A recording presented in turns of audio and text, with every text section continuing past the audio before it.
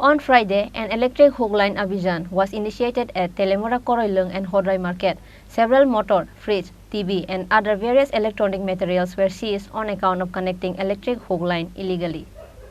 The executives of Teliamura Electric Department has initiated an electric hook line abhiyan at Teliamura Koroilwng and Hodrai area after they got the specific complaint. On that day, they have raided in one house at Koroilwng village and also initiated a hook line abhiyan in various shops at Hodrai market. Several motor, fridge, TV and other various electronic materials were seized from the houses on accounts of whoever is connecting electric hook line illegally. Approximately 50 or 60 hook line were cut down, says the Teliamura Electric Department Division Manager.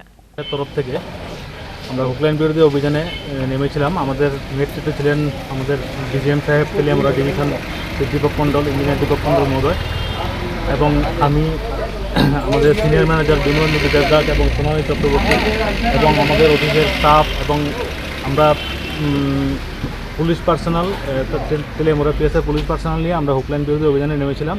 অভিযানে নেমে আমরা প্রথমে করিলং হয়ে করিলং একটা বাড়িতে আমরা হুকলাইন পেয়েছি। ওইখানে বিদ্যুৎ কানেকশন মানে এটা ইলিগাল বিদ্যুৎ কানেকশন ছিন্ন করে আমরা একটা মোটর সিজ করেছি। তারপরে আমরা গিয়েছিলাম হদ্রাই বাজারে। হদ্রাই বাজারে আমাদের কাছে অনেকদিন থেকে একটা কমপ্লেন ছিল যে ওখানে প্রচুর মানে হুক লাইন ব্যবহার করে মানুষ বিদ্যুৎ এনজয় করছে।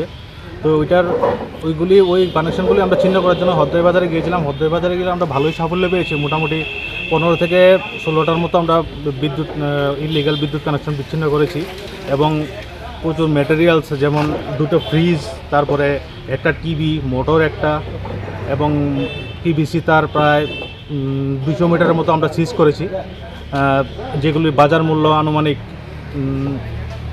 মোটামুটি 60-70 হাজার টাকা তো হবেই।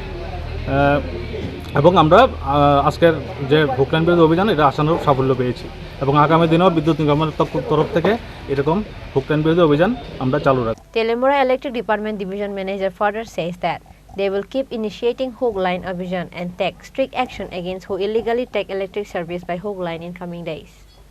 Reported by Hiran Moy from Teliamura, Chini, Khorang.